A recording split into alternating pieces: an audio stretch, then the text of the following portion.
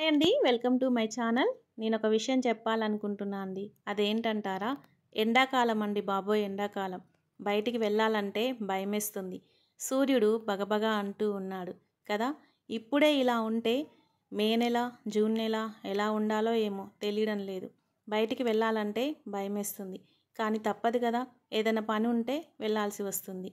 ఆగండి ఆగండి, ఇదంతా మాకెందుకు చెప్తూ ఉన్నారు, మాకు కూడా తెలుసు కదా అంటారా?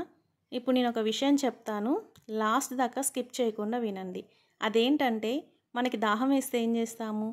అది కూడా తెలీదా? కుండలో నీళ్ళు తాగుతాం. మరి బయటికి వెళ్తే ఏం చేస్తాము? ఏముంది, ఏదో ఒక షాప్ కనిపిస్తుంది కాబట్టి బాటిల్ కొనుక్కొని తాగుతాము. ఒకవేళ షాప్స్ కూడా లేవనుకోండి, అప్పుడు ఏం చేస్తాము? ఇలాంటి చలివేంద్రాలు ఉంటాయి, దాని ద్వారా మనము దాహాన్ని తీర్చుకుంటూ ఉంటాం. ఇలా చలివేంద్రాలు పెట్టిన వారిని మనము అభినందించాలి. సరే అండి, మనం కొనుక్కోగలము, అలాగే మనం తెచ్చుకోగలము, అడగగలం. కానీ ఈ మూగజీవాల పరిస్థితి ఏంటి? ఇక్కడ చూడండి, ఈ వానరం మరి దాహం కోసము ఒక గుంట దగ్గరికి వెళ్తే తవ్వినప్పుడు చిన్న నీళ్లు, మురుగునీళ్ళు వచ్చాయి. వాటితో దాహం తీరుస్తుంది. ఈ న్యూస్ చూసినప్పుడు నాకు చాలా బాధేసింది. నిజమే కదా, ఈ ఎండాకాలంలో మూగజీవాల పరిస్థితి దారుణం. ఎందుకు అంటే, ఇలా చెరువులు, కుంటలు, బావులు, నదులు అన్నీ కూడా ఎండిపోతాయి ఎండల కారణంగా.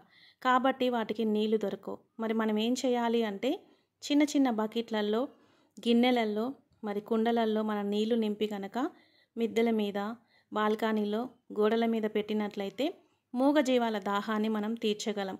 అవి అడగలేవు కాబట్టి మనమే వాటి దాహాన్ని తీర్చడం మన బాధ్యత. ఆహారం కూడా పెట్టడం మన బాధ్యత. ఒకవేళ చేస్తున్నాము మేము అంటారా? అయితే క్లాప్స్, మీరు సూపర్.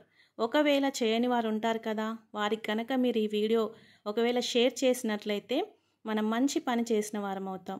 దీని ద్వారా మనం కొంతమందికి ఈ విషయాన్ని తెలియజెప్పిన వారం అవుతాం. కాబట్టి షేర్ చేయండి. మన మూగజీవాల్ని కాపాడుకోవడం మనందరి బాధ్యత కదా. కాబట్టి లైక్ చేయండి, షేర్ చేయండి, కామెంట్ చేయండి, అలాగే సబ్స్క్రైబ్ చేసుకోండి.